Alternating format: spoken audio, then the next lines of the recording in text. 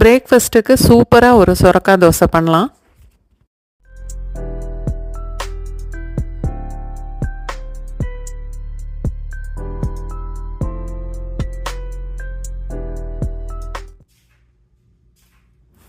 இட்லி அரிசி இல்லை ஏதாவது ஒரு புழுங்கல் அரிசி 1.5 கப்பு, 5லேருந்து 6 மணி நேரம் வரைக்கும் ஊற வச்சுருக்கேன்.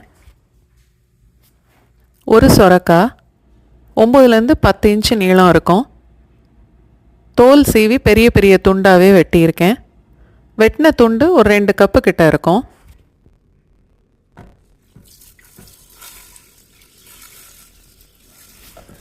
ஊற வச்ச அரிசி சொரக்காய் 2ஐயும் சேர்த்தே மிக்சியில் அரைக்கலாம்.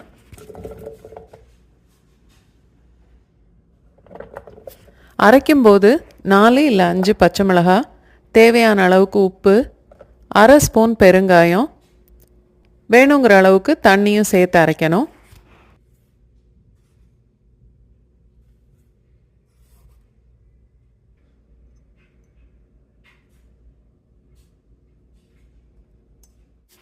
சேனல் சப்ஸ்கிரைப் பண்ணவங்களுக்கு ரொம்ப நன்றி.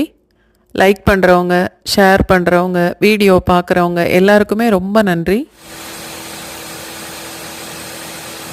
மிக்ஸி இல்லாமல் கிரைண்டரில் அரைக்கிறதுனா சொரக்காவை தனியாக அரைச்சி மாவோட கலக்கணும். ஏன்னா சொரைக்காய் வந்து கிரைண்டரில் அரையாது.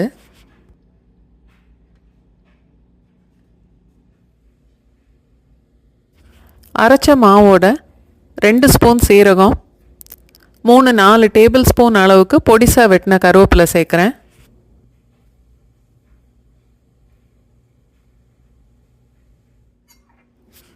நல்லா கலந்துக்குவோம்.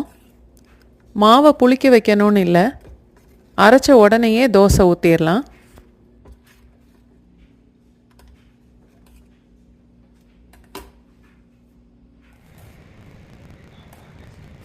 தோசைக்கல் நல்லா சூடானதுக்கப்புறம் அடுப்பை மீடியம் ஃப்ளேம்லேயே வச்சுட்டு தோசையை வேக விடணும்.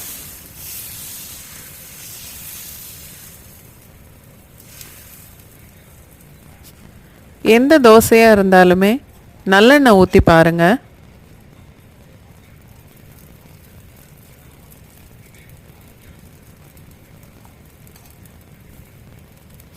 என்னோடய சமையல் பிடிச்சிருந்தா வீடியோவை லைக் பண்ணுங்கள். உங்களுக்கு தெரிஞ்சவங்களோட வீடியோவை ஷேர் பண்ணுங்கள். சேனல் சப்ஸ்கிரைப் பண்ணிவிட்டு பக்கத்தில் உள்ள பெல் ஐக்கான் ப்ரெஸ் பண்ணிங்கன்னா புது வீடியோ போடும்போது உங்களுக்கு நோட்டிஃபிகேஷன் வரும். 1.5 கப்பு அரிசி, ஒரு சொரக்காய் போட்டு அரைச்சி தோசை ஊற்றினா 12 இல்லை 13 தோசை வரும்.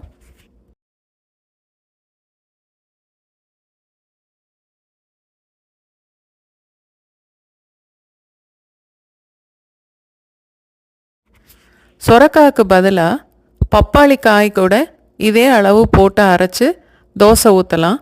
அதுவும் நல்லாயிருக்கும்.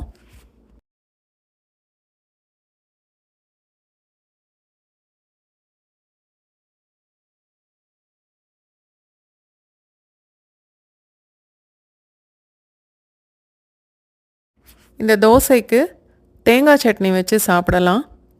இல்லை வெங்காய சட்னி, தக்காளி சட்னி எல்லாமே நல்லாயிருக்கும்.